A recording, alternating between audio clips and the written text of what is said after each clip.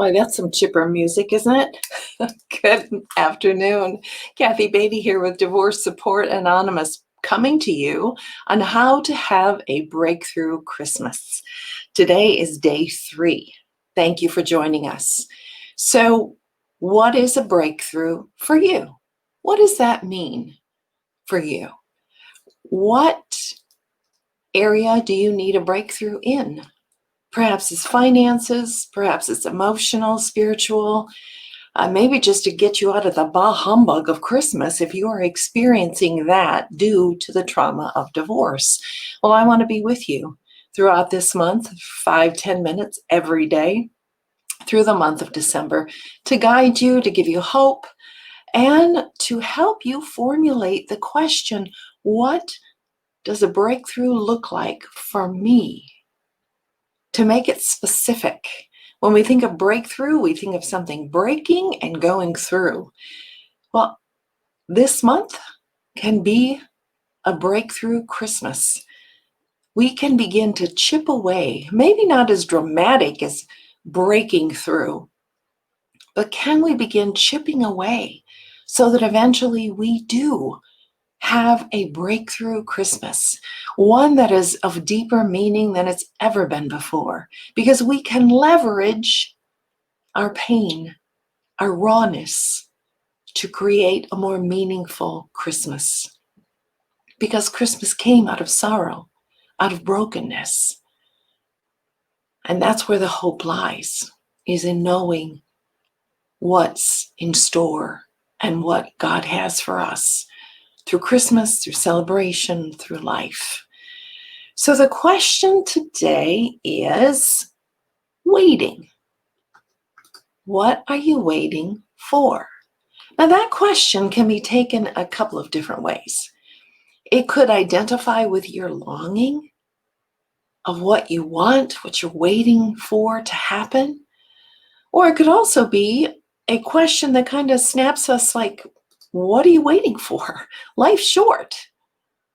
But waiting is such a part of life.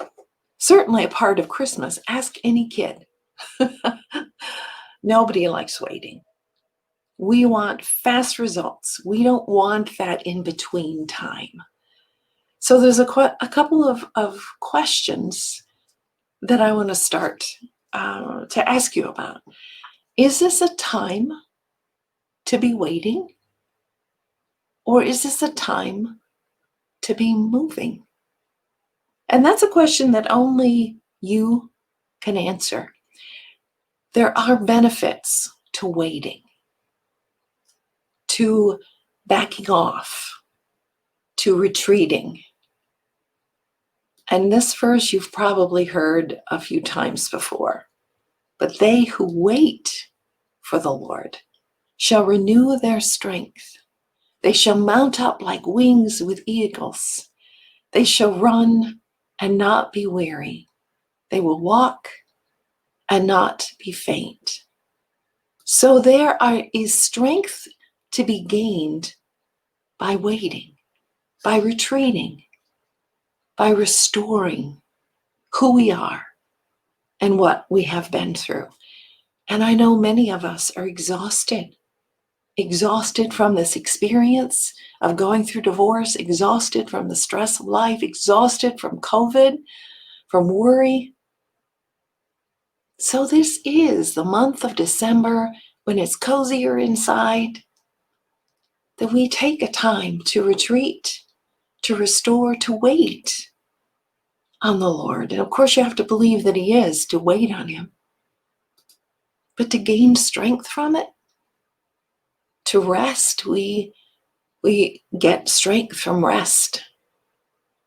We also get strength from resting in who God is, and that is putting trust in Him, asking for His strength, praying for guidance, so we know that we don't have to carry life all on our own.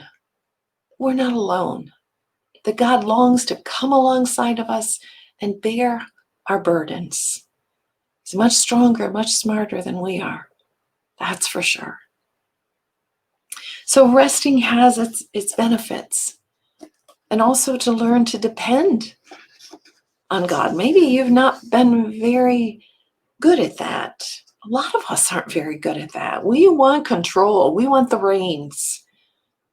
But yet when we're waiting and we're retreating and we're stepping back, perhaps we're learning something very important, that we can't control everything, but we can ask and request for control, for life to go in our favor, and give to God some of the stress and the weight of what you carry. We can do that while we're waiting. We can do that while we're waiting. But then there's the question of, should you be waiting? Is this a time when you should be acting and not waiting? Perhaps you've been waiting too long. Perhaps you've been waiting for someone to knock on your door and say, okay, I have your life for you. I have all your dreams. I have all your goals. Here they are. Never happens that way. Never. So perhaps this is not the time to be waiting. Maybe you've been waiting a little too long.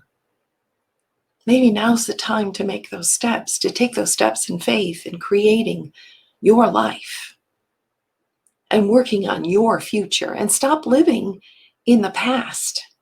That would be a breakthrough. If you determine, I'm not living in the past anymore, and that's the goal when I work with you, whether individual coaching or in group, that we get to a point where we stop living in the past, we stop living in the situation that we're in, and we begin to look toward a future and a hope. So if you've been waiting way too long and you need to step forward, today could be the breakthrough to do that. To say, I'm not waiting anymore.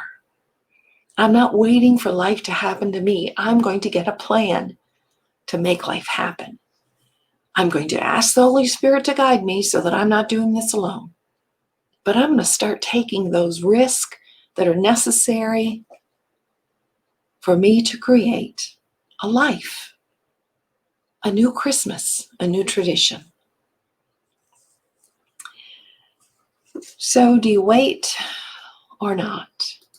Maybe, just maybe,